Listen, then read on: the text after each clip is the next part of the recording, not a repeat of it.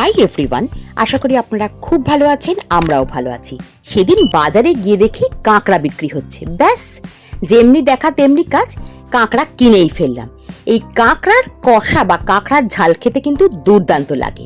আজকে এই ভিডিওতে কাঁকড়া কিভাবে পরিষ্কার করতে হয় সেটা অবশ্যই দেখাবো। কাঁকড়ার ঝাল হয়তো অনেকেই অনেক রকমভাবে বানান, আমি কিভাবে বানাচ্ছি সেটাই আপনাদের সামনে তুলে ধরছি। কাঁকড়ার দাঁড়াগুলো বাজার থেকে ভেঙে দিয়েছিল। এবার এই ওপরের অংশটা আমি বাড়িতে ভাঙলাম। এবার এই কালো কালো জিনিসগুলো এগুলো কিন্তু ফেলে দিতে হয়। কাঁকড়া কিন্তু সব সময় খুব পরিষ্কার করে নিতে হয়। যখন এইগুলো পরিষ্কার হয়ে যাবে, সাইডে দুটো দাঁড়া ছিল সেগুলো আমি ভেঙে নিলাম। এবার উল্টো দিকটায় ঘুরিয়ে একটা জিনিস খুলতে হবে। এই জিনিসটা খুললেই দেখুন নোংরা মতন জিনিস আছে, এটাও খুলে ফেলে দিতে হবে। কাঁকড়ার সব থেকে যে বড় দাঁড়াগুলো আছে তার জয়েন্টগুলো কিন্তু বেশ ঘষে ঘষে পরিষ্কার করে ধুয়ে নিতে হবে। আর এটাকে কিন্তু একটু থেতো করে নিতে হয়। আমি আর একটা কাঁকড়াও খুলে দেখালাম এবং এই কালো কালো জিনিসগুলো ফেলে দিতে হয়। আর হলুদ হলুদ এগুলো হচ্ছে ঘি। আর এই খোলের মধ্যে যে জিনিসটা আছে ঘি বা ডিম, এটা কিন্তু পরিষ্কার করে ধুয়ে আলাদা করে তুলে রাখতে হবে। এটা কিন্তু একেবারেই ফেলে দেওয়া যাবে না। কাঁকড়া কিন্তু সবসময় খুব পরিষ্কার করে ধোবেন। বারবার বলছি, কাঁকড়ার যে পায়ের যে জয়েন্টগুলো আছে সেইখানটায় খুব নোংরা থাকে বা কাদামাটি থাকে। এই দেখুন আমি একদম সাদা করে ধুয়েছি, ঠিক এইরকম ভাবেই ধুতে হবে। এবার একটা মশলা বানাতে হবে। বেশ কিছুটা রসুন, আদা, কাঁচা লঙ্কা আর আধখানা টমেটো নিয়েছি, এটাকে পেস্ট করে রাখতে হবে। কাঁকড়াগুলো ধুয়ে পরিষ্কার করে নেওয়ার পর অল্প একটু নুন আর একটুখানি হলুদ দিয়ে মাখিয়ে রেখে দিতে হবে। এই রান্নায় সেরকম বেশি কিছু একেবারেই লাগে না। যেমন আমরা চিকেন কষা করি ঠিক সেরকম ভাবেই কাঁকড়া কষা বা কাঁকড়ার ঝাল বানানো যায়। আর কাঁকড়ার বড় দাঁড়াগুলো ধুয়ে পরিষ্কার করে ফেলার পর কোনো শক্ত জিনিস দিয়ে একটু থেতো করে দিতে হবে, যাতে মশলাপাতি ওর ভেতরে ঢোকে এবং খাওয়ার সময় যাতে কোনো অসুবিধে না হয় খুলতে। কড়াইতে বেশ অনেকটা পরিমাণ সর্ষের তেল দিয়েছি আর খুব পাতলা পাতলা করে কাটা পেঁয়াজ কুচি দিয়েছি। পেঁয়াজটা যখন লাল করে ভাজা হয়ে যাবে তখন আমি কাঁকড়াগুলো দিয়ে দেবো। কাঁকড়াগুলো দিয়ে বেশ একটু নাড়াচাড়া করবো, মানে একটু ভাজা ভাজা মতন করবো।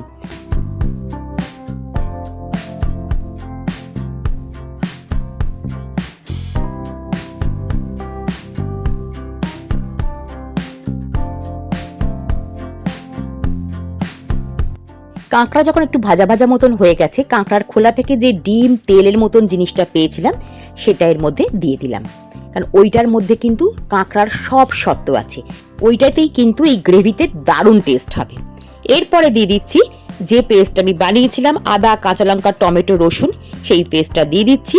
আর শুকনো মশলার মধ্যে দেবো হলুদ গুঁড়ো আর একটু কাশ্মীরি লাল লঙ্কা গুঁড়ো আর একটু এমনি লঙ্কা গুঁড়ো।